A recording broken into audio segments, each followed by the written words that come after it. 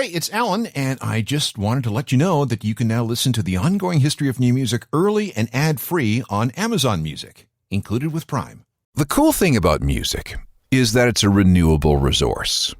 It can also be very good at recycling. Trends and fads and sounds and styles come and go all the time. We're into some, and others not so much. But every once in a while, we end up with a perfect cultural storm, where musical, social, political, and demographic conditions all come together at exactly the right time. The result is a trend in sound and style that captures everyone's imagination, and it can be really, really exciting. These storms tend to last about 6 years. The first two are the build-up. Then there's the frenzied peak that lasts, 12 to 18 months. And finally, we have the long, slow denouement when the party breaks up, leaving the stragglers passed out on the floor. Think of the Beatles from 64 to 70. Think of punk rock from 76 to 82. Think of grunge from 90 to 96. And now think of Britpop, an era when the sun once again never seemed to set on the empire. That party ran from about 1991 to 1997. London was swinging again. British acts were selling tens of millions of albums the world over. It was fresh and fun and cool. And then it was over. Cool Britannia collapsed under the weight of overexposure, boredom, and drugs. And let me tell you something, there were lots and lots of drugs. Let's take a look back to see how this all happened. This was Britpop. This is the Ongoing History of New Music podcast with Alan Cross. Hello again, I'm Alan Cross, and if you're of a certain age, you might remember the early 1990s. There was a time, actually a long time, when it seemed that every week brought an awesome new band with an incredible song. Now, my memory might be a little addled, but I seem to recall this period running from sometime in late 1989 through to sometime in late 96 or maybe early 97. This music came from all directions. The Canadian music scene enjoyed a period of renaissance with the rise of the Tragically Hip, Our Lady Peace, Sloan, and so many others. The U.S. was mainly about grunge and the punk revival, but also the Lollapalooza generation. They got into industrial music and hip-hop. And from across the Atlantic came Britpop. That was good. Blur, Oasis, Suede, Elastica, and about 1 billion others. But while Canada and the American alternative nation seemed to go hand in hand, Britpop was actually the UK playing defense. From the very beginning, Britpop's goal was to defend the empire from the grunge marauders from the colonies. Grunge had invaded the kingdom and was slowly conquering Her Majesty's lands. For a while, the proud tradition of British rock and roll was being supplanted by bands like Pearl Jam and Nirvana and Soundgarden. And you can blame a void in British music. The club and rave culture that had swept the nation in the 1980s had waned. The Manchester scene, featuring the Stone Roses and the Happy Mondays, was pretty much over. Shoegaze failed to ignite the masses. And so with no homegrown material to fill the pop culture vacuum, which, by the way, coincided with the rise of Nirvana's Nevermind, sucked grunge and other American alt-rock into the British Isles. The British music press was only too happy to welcome their new alien overlords. After all, they needed something to write about. But this American invasion did not sit well with a generation of British musicians. They not only felt ignored by their own country, but rejected. And for music from a country led by Republican presidents seemed bent on world domination? A few of these young Brits decided to do something about the situation. The very first signs of what we would eventually call Britpop appeared in 1992 with a band called Suede.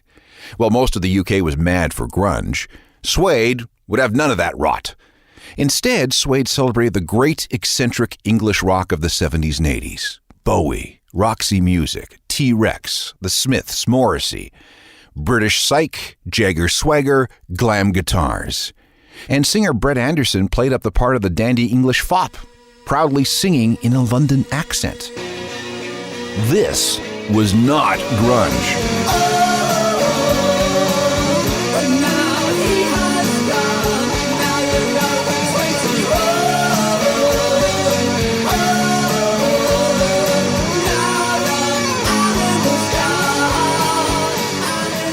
Released Released on February 22nd, 1993, that's Suede with Animal Nitrate, the third single from their 92 self-titled album. It's hard to describe how different that song sounded to English ears. Those sharp, slashing guitars, the glamminess of it all. It was fresh, but it was also somehow familiar. It brought back memories of classic British rock from the early 70s, and that's exactly what singer Brett Anderson had in mind. Another guy who was really upset about the appearance of flannel shirts on British shores was Damon Albarn of Blur. He was not only tired of seeing British kids go nuts over Pearl Jam, he was also rather jealous of how Suede had carved a niche for themselves, while Blur continued to struggle creatively. They were stuck in some kind of post-Manchester funk which just wasn't working. So, after a good think, Damon and Blur decided to adopt a new mission statement. I will quote, "If punk was about getting rid of hippies," he said, "then I'm getting rid of grunge.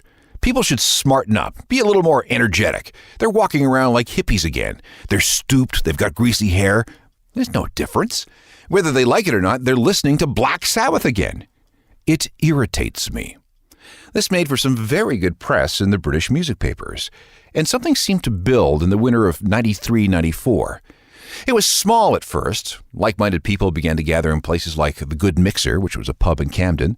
On Oxford Street, there was a regular Thursday night club evening at a venue called Syndrome, and the British music press eventually picked up on what was going on. There was a new monthly magazine called Select, which began to devote many, many pages to this new generation of homegrown indie bands. Another magazine called The Face began to do the same.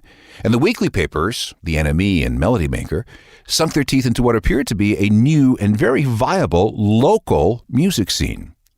But then something happened that no one could have expected. Kurt Cobain killed himself. And that prematurely killed any momentum grunge had.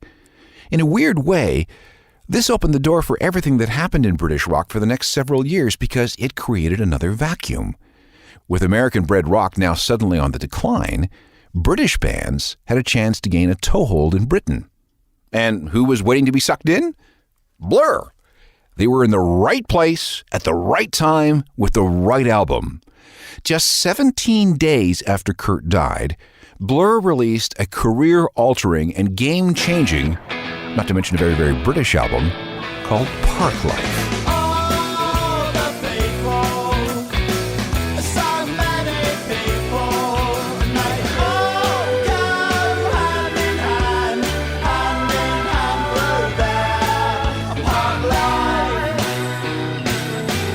Wow, Blur got lucky. But they were also very good. For whatever reason, the Park Life album had multi-generational appeal. After it was released on April 25th, 1994, it was embraced by everyone from indie hipsters to mums and dads. Something about the Englishness of it all. Next up was Oasis. Hype had been building around these guys through 1993 and early 94. A couple of singles hinted at something new and fresh, yet again, extremely familiar. There was something so Beatles, so Rolling Stones about them, that Oasis felt almost comforting. It also didn't hurt that Oasis made for great press. Outrageous comments, fights, arrests, drugs, being banned from various places. But this would have been just a bunch of hot air if the music had been rubbish. But it wasn't. Their debut album, Definitely Maybe, was a sensation. It showed up in stores on August 30th, 1994, just as Blur's Park Life was at its peak. "Oi," people said, "there's another bunch of lads that sound just as good." Very English they are.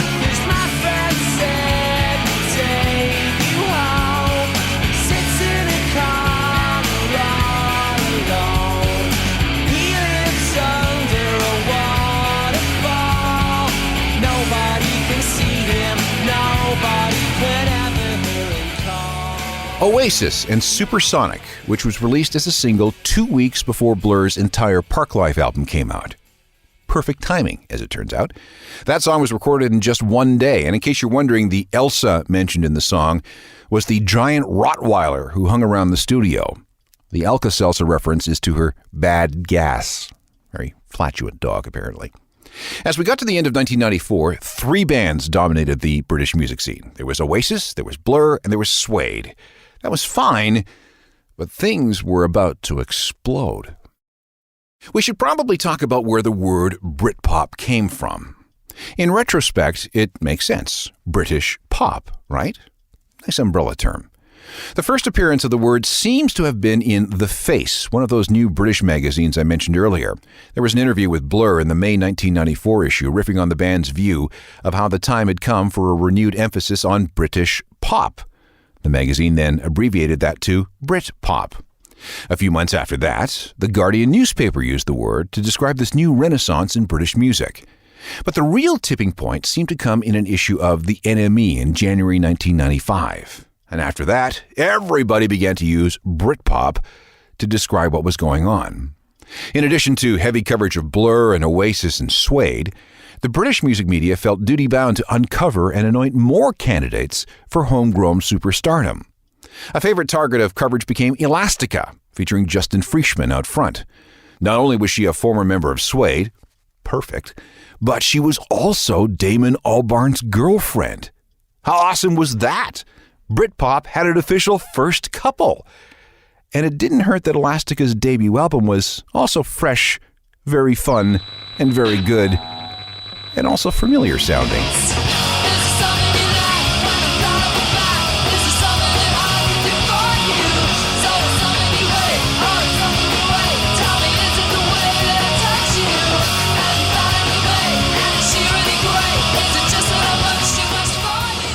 Stutter, a single by Elastica from their self-titled debut album. The song came out in November 1994. By the time the album was released the following March, the Britpop party was really hopping.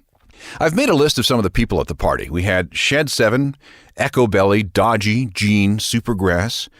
Menswear, there was Cast, An Ocean Color Scene, and Sleeper. Salad, Whiteout, Marion, Northern Uproar, Ash, These Animal Men, and Black Grape.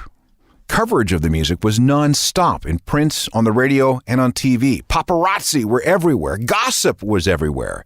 Even America's Vanity Fair magazine felt compelled to do a feature story on Cool Britannia and Swing in London.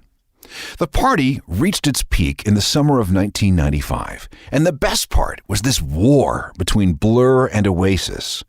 What began as a friendly sort of rivalry mushroomed into full-on hatred. From the media's point of view, it couldn't possibly get any better. In one corner, Blur, articulate defenders of the realm and diarists of modern British culture. In the other, Oasis, foul-mouthed, hard-drinking, drug-taking yobs who are always acting as if you walked into the pub and spilled their pint on purpose. Just like the Beatles versus the Stones rivalry of the 1960s, right? Well, not really.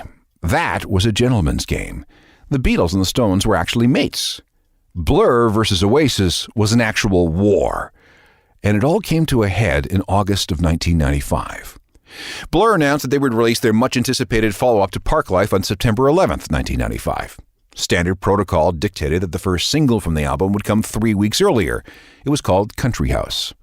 Meanwhile, Oasis was ready with their second album. It was set for release in early October, preceded by the first single sometime in mid-September, and it was called Roll With It. This was all nice and orderly. The two biggest bands in the land would each have their chance to have a number one single. Everyone would get good press, everyone would make money, and everybody would be happy. But then Oasis said, "No, we've decided that we're going to release our single in mid-August." Oh, what's that? Our date is 7 days before Blur's? Oh well, what are you going to do? Blur fired back by moving up the release date of Country House by 7 days to the same day Oasis planned to unleash Roll With It. This was awesome.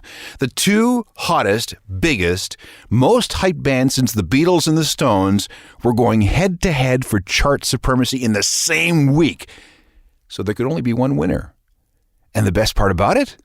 The bands hated each other. This was the peak of Britpop hysteria. Blur's record label and Oasis's record label pulled out all the stops. The media coverage was non-stop. All the papers, all the magazines, all the radio stations, bookies took bets. Everyone on the street was talking about Blur versus Oasis. Both Country House and Roll With It came out on August 14th, 1995. The frenzy was so crazy that record sales across Britain were up 41% for the week. And when the final numbers were added up on Sunday, August the 20th, the winner was Blur. While Oasis sold 216,000 copies of Roll With It, Blur sold 274,000 copies of Country House.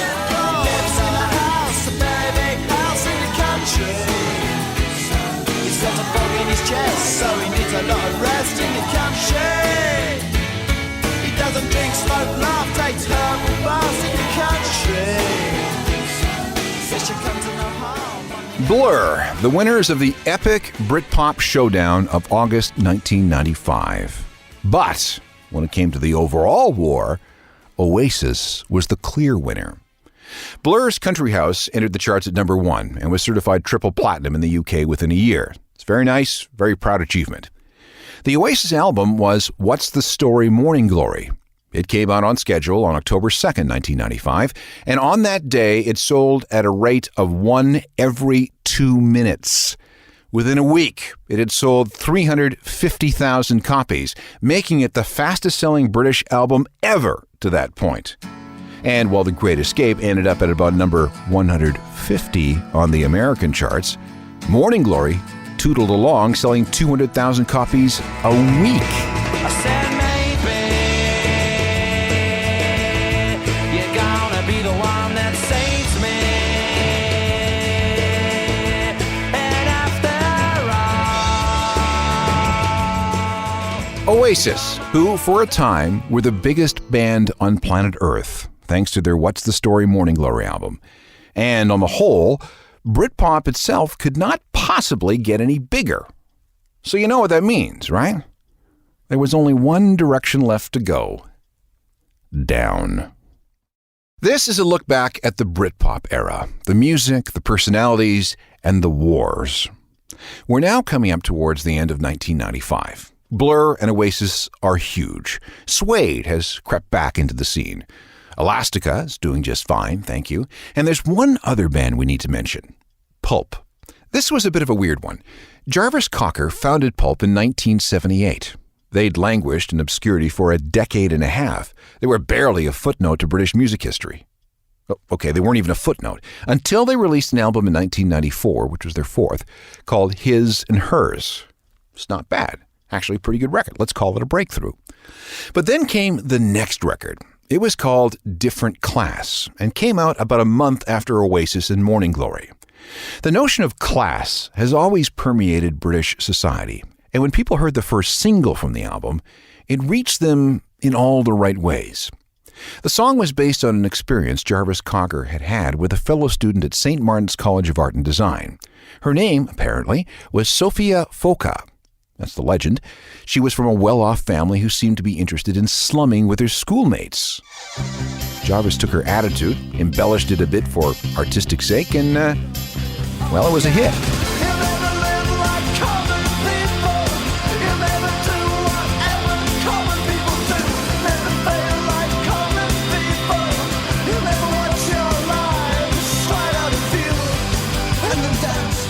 Pulp and Common People, another huge hit in the year of Britpop, which was 1995. And the party just kept on going and going and going. But it had to end sometime, right? And it did. Like I said at the beginning, these perfect cultural musical storms tend to last for about 6 years. And as 1995 turned into 1996, it became apparent that Britpop was getting a little wobbly. And it was for a number of reasons. First of all, everyone was starting to lose focus. Every single indie label was throwing bands against the wall, hoping and praying that one of them would be the next Blur or the next Oasis. And if we're honest, a lot of them weren't very good. Second, everyone else was being criminally overexposed. Oasis was in the press constantly, and it seemed as Oasis went, so did the entire British music industry. It even got to the point that Noel's then-wife, Meg Matthews, had her shopping sprees detailed in the daily papers. And when that wasn't enough, she was given her own column where she wrote about all her excesses. And third, it was soon time for the major players to release new albums. Blur needed a follow-up to The Great Escape, And what could Oasis possibly do to exceed Morning Glory? And fourth, and this is something that no one really wanted to talk about, was all that heroin and cocaine that was messing everybody's minds. Drug use was rampant, and it was starting to take its toll, not only amongst musicians, but in the industry in general. The first concrete indication that something wasn't right was Be Here Now, the third Oasis album. The alcohol and cocaine budgets for this album were astronomical. The songs were too long, the melodies uninspired, and the record was just too thick with unnecessary layers of guitars. And it sounded kind of shrill to a lot of people. That's because cocaine messes with your ability to hear high frequencies. To normal ears, it was a bit screechy at the high end, but it sounded fine to Noel, though. But here's the important bit. There was no one willing to tell Oasis to go back and do anything again. You see, when you get that successful, everyone, including the record label, is afraid to do anything that might screw things up. So Noel was allowed to do as he saw fit. But even if this had been a better record, it would have still collapsed under the hype. There was no way it could live up to anyone's expectations. After Be Here Now faded into the background, Noel admitted that the album wasn't very good. Here's the quote. "I wasn't prepared to make things any better. I'd get to a certain point and just say, screw it, that's good enough. We made a record to justify the drug habit. I was making the record to justify spending thousands on drugs." Stand by me. Nobody knows the way it's gonna be. Stand by me. Oasis and Stand By Me from the Be Here Now album. By the way, in 2015, Noel was offered the opportunity to go back and fix the record for a deluxe reissue. He thought about it and even went into the studio to maybe edit some of the tracks into more manageable lengths. In the end, though, he said, screw it. I'll just butcher it. Let's leave it alone. Actually, I kind of like the way it is anyway. While drugs were a huge issue for Oasis, they were an even bigger problem for Elastica. Most of the band had managed to acquire heavy heroin habits, including leader Justine Frischmann. They couldn't get it together long enough to write a second album. Meanwhile, Justine and Damon Albarn broke up, mostly over drug problems. Britpop's first couple were no more. And that wasn't good. And then another weird twist of fate. Tony Blair was elected prime minister. Back in university, he played in a rock band, and he loved Britpop. He even invited people like Noel Gallagher around to 10 Downing Street for a chat and a glass of wine. It's nice for Tony, but very bad optics for Noel. All it said was that this music of the people had been co-opted by the establishment and the government. And finally, there was the Blur pivot. Damon Albarn's stunning aesthetic reversal. Remember how he had led the charge against the foreign grunge imperialists by replacing American alternative rock with music that was proudly British? By 1997, he'd had a change of heart. Damon had become fascinated by lo-fi American alternative music from bands like Pavement and the Pixies. He was also getting deeper into obscure German progressive rock from the 1970s and several forms of music from sub-Saharan Africa. And he began to hang out less in London and more in Iceland, where things were much different. This manifested itself for all to hear in February 1997, when Blur cleared the decks with a self-titled CD that signaled a new sonic path. This was not Britpop.